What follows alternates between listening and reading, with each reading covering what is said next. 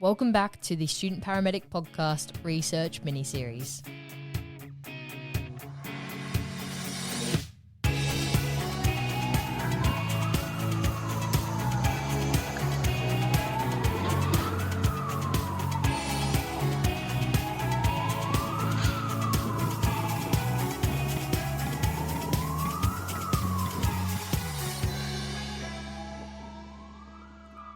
Hey team, welcome back to the Student Paramedic Podcast Research Mini-Series. This is episode 2 in our 5-part mini-series where I'm joined by Dr. Sandy Macquarie today, and we're going to be interviewing paramedic Abbie Little on her experience from student paramedic to honours student to now in her PhD. What we found in the first episode with Sandy is that everyone is on a research continuum, whether they are research agnostic, a consumer of research, or a creator of research. So today we are going to discuss Abbie's journey into research and what that has looked like. We're joined by Sandy as well, due to finding out in the first episode just how much he loves to bring other people along the research continuum as well. So thank you for both joining me today. I'll hand it over to you, Sandy, to start. Well, thanks for having me back. When you had suggested that we do a series on paramedic research, I immediately said yes, always. And I wanted to include the successes of others and the journeys of others. Very briefly, I met Abbie when she was an undergraduate paramedic student at Griffith University. We did some activities together. I can remember we took you up to Brisbane to the Immersive Simulation Center. But she had a really strong interest in research, and that followed through with she'll tell you about a journey through honors. And now she's very far along in her PhD. So she's, just to put it into context, Alex and Abbie, they're recording the number of paramedics in the world that have PhDs, and it's somewhere around the 300 mark. That's it. Wow. So you're going to be in an elite group. So I'll turn it over, especially between the two of you, but I'll come back and forth as the conversation unfolds. But really, you're right, Alex, it's about a student's journey into research. Over to you. Well, we'll start there. Thank you so much, Abbie, for joining us today and being willing to share your journey into research. So I guess that's where we'll start. Who are you and how did you get into research and what are you doing? Thank you. Thank you, Alex. Thank you, Sandy. I am so excited to be on your podcast. It wasn't very linear. It's not something I thought that I wanted to do. I first went into a year of biomedicine, and after 1 year of biomedicine, I transitioned out and into paramedicine because I was like, I do not want to do research at all. And that was my reason for leaving that course at university. And so I went into paramedicine and I really loved it. I loved all the paramedic teachings and skills that we learned, and I loved being on road. But it was just after one of my last placements and I was on road, and a lot of people that I was working with, they had paramedics, that is, were struggling with mental illness, and it just put me on the back foot. And I was thinking, I'm young. I was 23 at the time. It's like, I don't know if I want to rush into this, but I was so worried because I was like, there's no other options for me. I'm studying to be a paramedic. I have to go into the ambulance. That's sort of what I knew at the time. And then just before my degree finished, Sandy did a lecture and he started talking about PhDs and you can go into this and do research, and you can go in through different avenues, either through your honours or masters. And then if you get a good enough score, you go into a PhD, and then you can get a scholarship. And I was just sitting back. I don't know if I was the only one in the room, but I was just sitting back. I was like, yes, this speaks to me. This is what I want to do. And so it was largely Sandy, and I'm so glad that Sandy's here speaking with us now, because if it wasn't for Sandy, I wouldn't be where I am and what I'm doing. And that's really why I fell into that research idea. And I didn't even know what I wanted to research in particular, but Sandy really planted that seed. And and knowledge, so I knew that there were options out there for paramedics. That's really cool. I guess, Sandy, how does that make you feel in terms of like having that influence on other people? Really good. And Alex, you know that. You know that I'm always trying to get others interested in what I think is pretty cool, and that's research. You've met some of the other students that were doing honors along the way, Alex. Alex, you took part in a little bit of a research project that we did, and you ended up writing about it. So it just makes me smile. And everyone doesn't have to take to research. They don't have to. But you're right. Abbie is one of the ones that will perk up in the back, and they take positive next steps, and she'll outline the steps that she took, because a lot you did, Abbie, it's a template. Like you took the steps with some bumps, but you took the steps and landed yourself smack dab in the middle of a PhD. Yeah, and I mean, Abbie, you've gone from just having this idea and interest into it to now literally doing your PhD. What did that look like?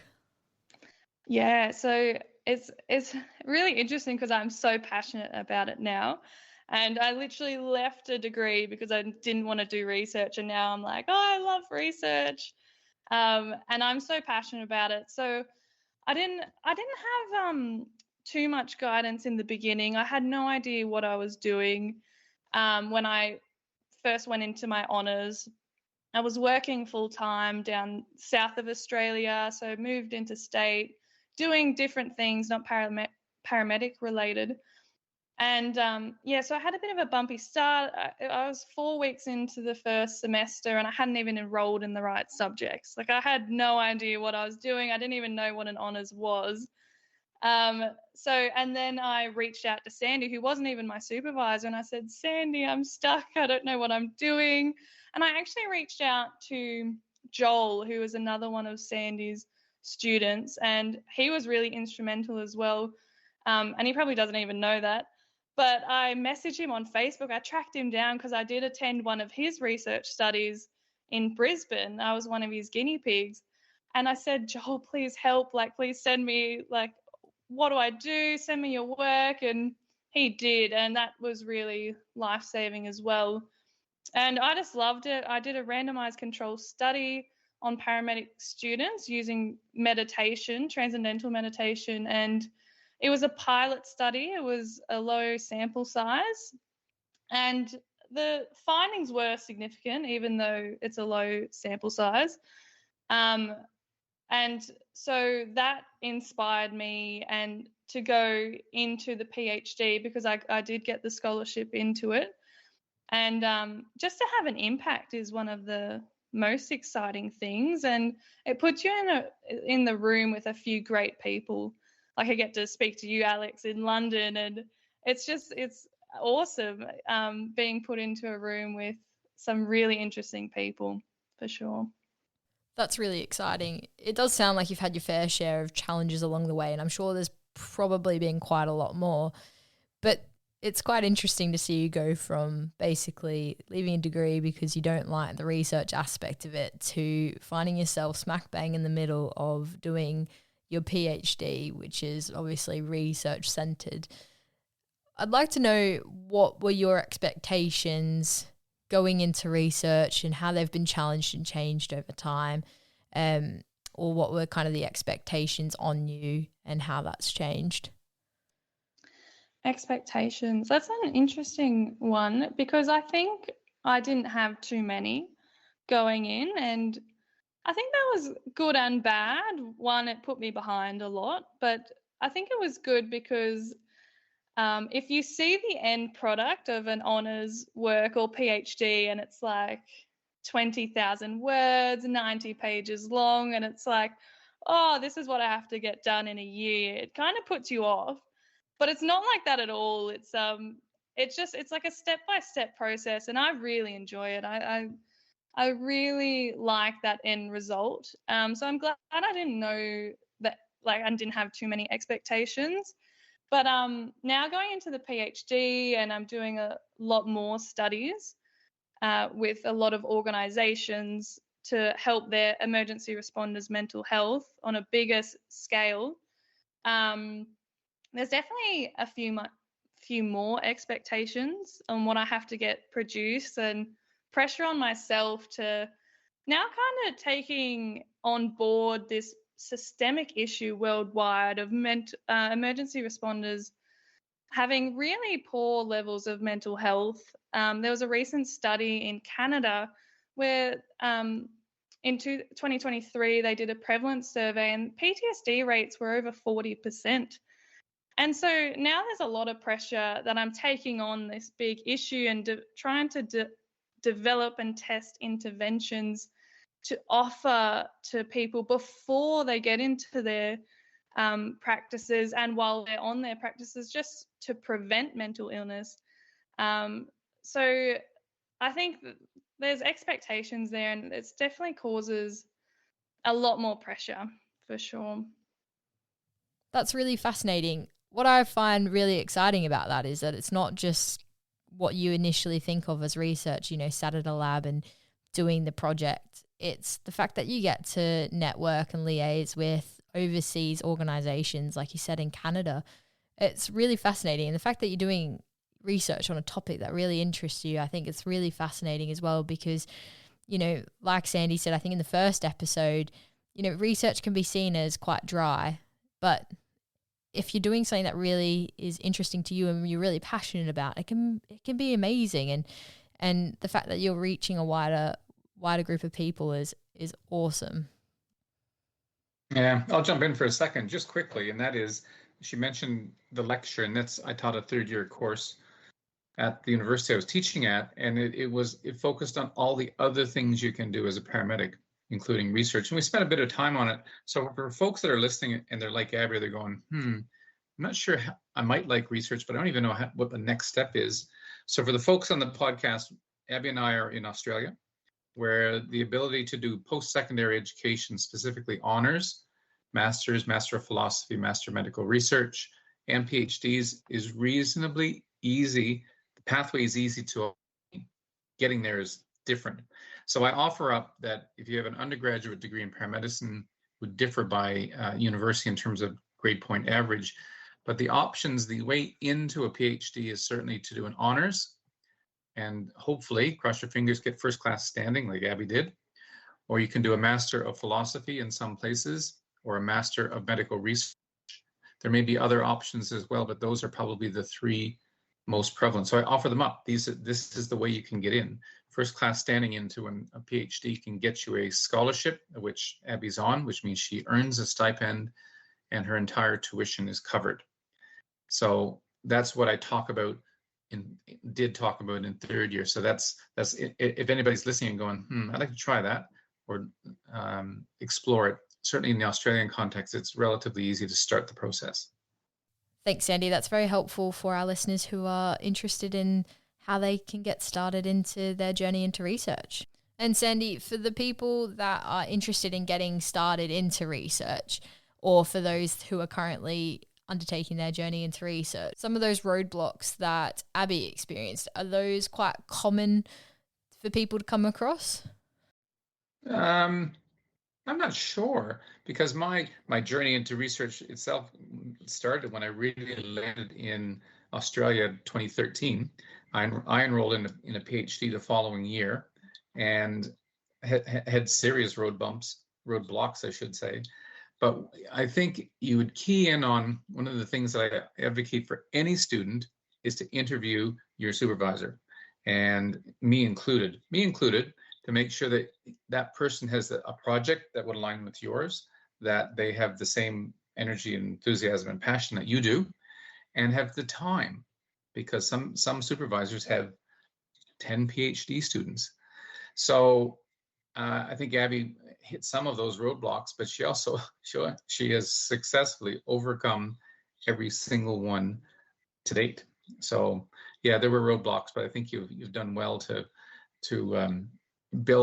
you have built a supervisory team around you, most specifically in your PhD, that's going to see you across the finish line. And really, in research, Alex, the ability to finish an honors, finish a master's, and finish a PhD lies in large part to your own drive, but your supervisory team as well. if they're a good team and they're on point and they've gotten others through, then you can, if you put the work in, you'll do all right. Yeah.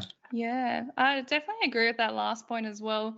I think your self-drive has to be really strong with research. I mean, you can get through, I'm sure, with a lack of discipline, but it just wouldn't be that easy. I think a lot of it has to come from you, because I don't know if Sandy told me, or one of my other supervisors, but no one cares more about your project than you.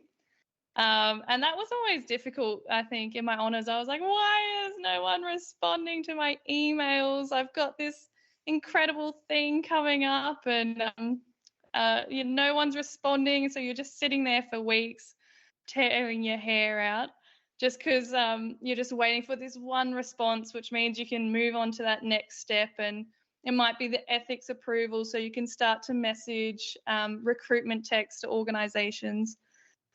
So there's a lot of that involved, but having a good supervisor team is so important, and I really have that now with my PhD. Everyone's just so excited, and I think that is one of the biggest things in research. And Sandy's helped me with that so much. Sandy is one of my supervisors now for my PhD, and my team is just fantastic, and we're kicking goals, and everything's just flowing really well, and we're looking to get secure thousands of dollars of funding for some projects. And yeah, it's just running really well, and you do need that self-discipline and drive to get those studies over the line. Yeah, so I guess we're throwing around a lot of ideas and terms like supervisors. For those that aren't quite familiar with, say, an honours or a master's or a PhD, what does that process of getting a supervisor look like and trying to navigate that side of things? Obviously, our listeners can go and sort of read more into it with the textbook, which we have recommended everyone to go and have a look at, and that we are also doing a giveaway for with Elsevier, which is introducing, designing and conducting research for paramedics, which obviously can break down this a lot more in depth. But if you're able to give a bit more of an overview for our listeners, that would be fantastic. I'll take a stab at it if you don't mind. And by the way, Alex, you're taking this podcast from England, which is another in the UK, which is another really well-developed pathway for paramedics to move forward into master's programs and PhD programs. If you were to break down PhDs by country, Australia and the UK are tied pretty much neck and neck, and that's a testament to the systems. And then the rest of the world kind of comes together to make up the balance.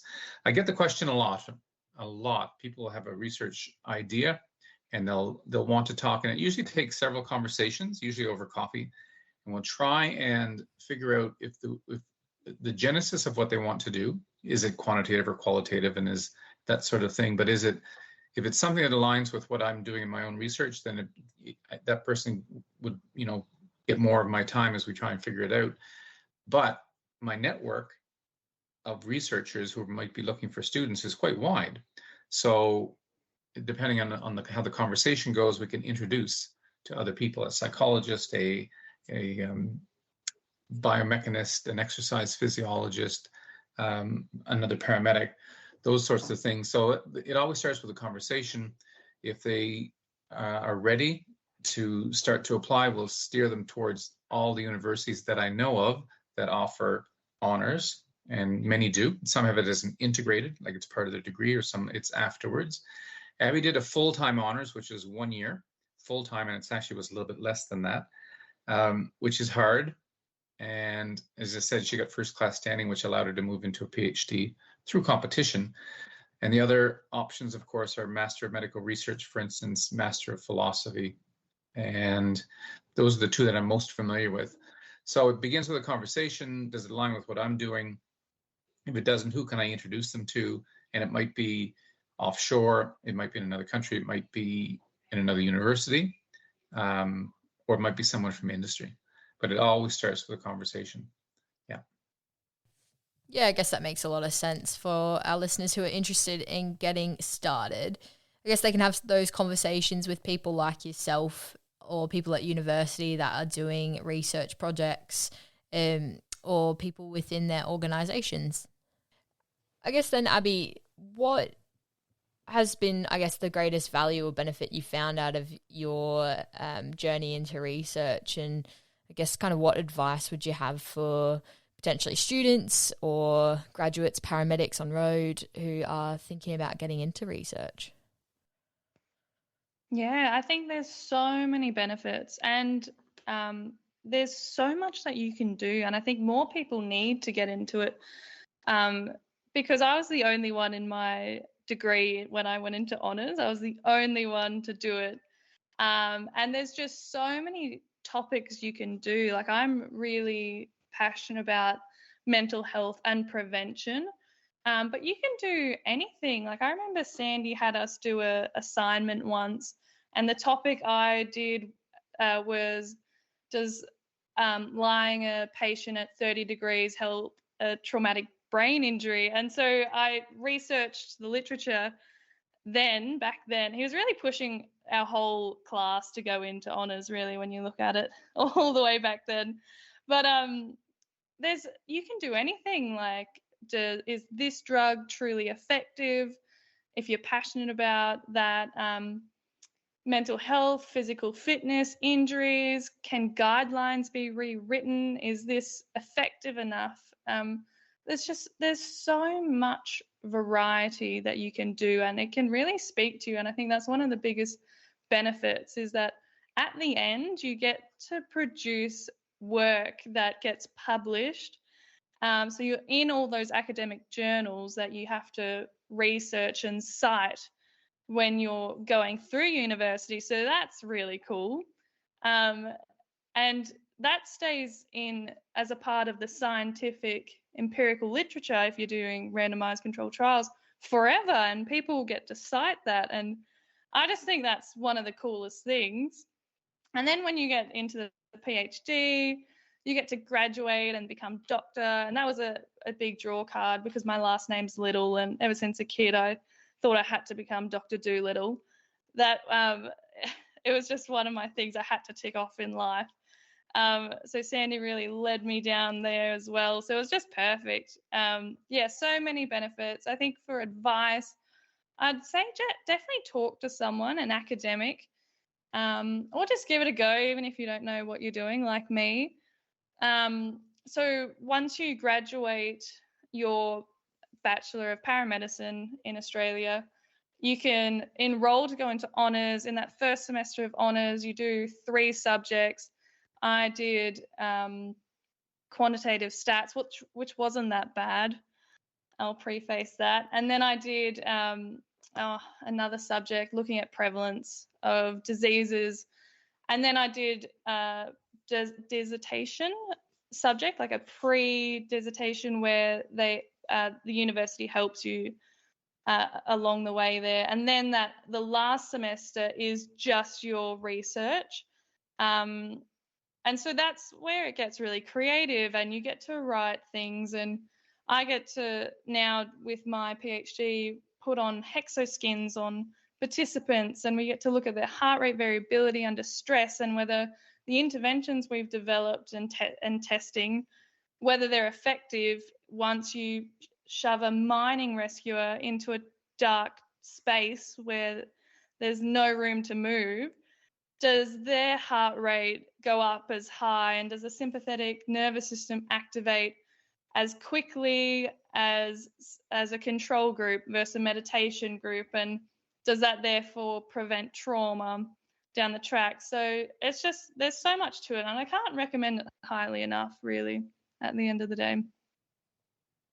I feel like in all of the conversation that we've had so far, we haven't actually discussed exactly what you are doing in your PhD. We've been given snippets, but if you're okay with it, I'd love for you just to go through what you are doing for your PhD. Yeah, absolutely. So it's a bit of a long title that I struggle to remember, but it's examining the effectiveness of transcendental meditation and breathwork on building resilience and psychological well-being while preventing and attenuating anxiety, depression, insomnia, and stress in emergency responders.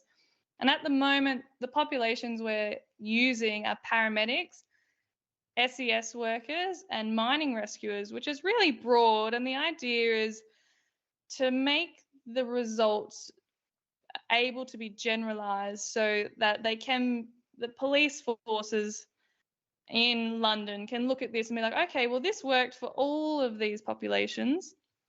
Well, it either does or it doesn't work, not to be biased towards my research. Sandy's giving me the thumbs up there. So I'm really excited about it.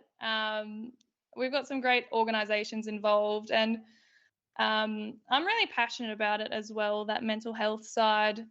I think we have so much to learn, and I think I'm really passionate about prevention, because we kind of, once you finish your paramedic degree, you kind of sent off into the work environment on road, and it's like, oh, there is a high level of PTSD, anxiety, and depression as a paramedic, and it's like, good luck. I think it's getting better now, and for me, that was a bit terrifying. I became worried about my mental health, and I was more aware of it because I used to be in the military as well. I was in the Navy when I came straight out of school, the Royal Australian Navy, and did some traumatic things there and witnessed the effect of trauma on me physically. Like, I thought I was fine, nothing could faze me. Just did this traumatic mission. It was secret at the time, with the United States. It was a bit of an emergency mission, and I thought I was fine. I just wanted to go home, really. I wanted to see my family. I was stuck out at sea, and I came back, and really I had physical manifestations of that stress because I couldn't process it, and my brain started to swell, and they thought I had early communicating hydrocephalus. But really, it was just stress. And that's what alerted me to how strong stress can be.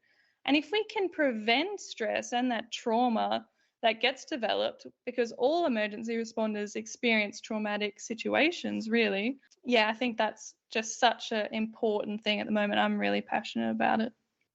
Wow, what a story. And that sounds really fascinating in regards to your PhD. I can't wait to read the study and your PhD when you finish it. That'll be really, really cool.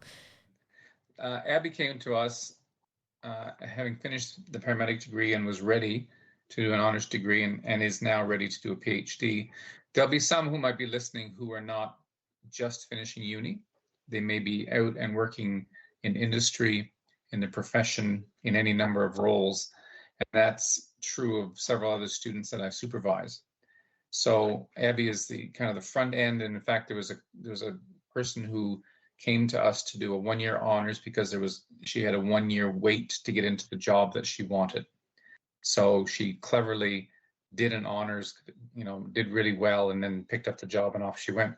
But those that are partway through their career would follow a similar path. They'd have to establish themselves that they can do research. Usually that's an honors, full or part-time, or that master of medical research or master of philosophy. And I'm supervising a paramedic academic right now who's in her PhD. She's finished a Master of Science and is now in, I think, second, almost going into her third year part-time. So is handling it, mature student, family, all those sorts of things. Just goes to show that there's just kind of this continuum from I'm done uni, what am I going to do for the next year, to I've been out for 20 years and I really want to do a post-secondary degree and I want to do a PhD. Yeah, absolutely. And I guess another good way to potentially get started for people who are unsure whether or not they want to commit fully to an honours would be simple things like getting in touch with the research team within the organisation that you work for and see if there's any research projects that you can get involved in, or if you want to start a research project, if you've got an idea for something. So that would be a cool way to get started as well if you're unsure. So, Abbie, thank you so much for jumping on today. I feel like we have learned a lot about your journey into research, going from the biomedical student who dropped out because she didn't like research to finding yourself smack bang in the middle of a PhD. We've gone through some of the challenges that you've faced and what your research project looks like and how other students can get involved, or even paramedics who are on road at the moment. Sandy, thank you so much for joining as well. We have got quite a bit of work ahead of us on this mini-series to break down research into bite-sized episodes, which I'm really looking forward to doing with you. But yeah, thank you so much for jumping on, Abbie. I feel like it's given our listeners some context into what research can look like and, you know, that real sort of practical element of it, rather than just thinking about it from sort of a textbook concept. Yeah, absolutely. No, thank you so much for having me. I really love talking about it and happy to talk about it more in the future. And if anyone ever has any questions, feel free to reach out as well. Fantastic. We'll pop down your LinkedIn details into our show notes, same as you, Sandy, with Edge as well, so that our listeners can get in touch with you to discuss anything that they may like to from this episode. Well, there you have it, team. That is episode 2 of our research mini-series, where Dr. Sandy McQuarrie and I have spoken to Abbie Little on her experience and journey into research. Our upcoming episodes are going to be breaking down research into some bite-sized segments so that you're able to better understand what it involves and where to go to next. Please get in touch with us via social media or through our email, which will be linked below, if you've got any questions about this mini-series, and we'll be able to point you in the right direction. Keep an eye out on Instagram for our textbook giveaway, which we are very lucky to be doing with Elsevier on the textbook Introducing, Designing and Conducting Research for Paramedics. We'll catch you on the next episode.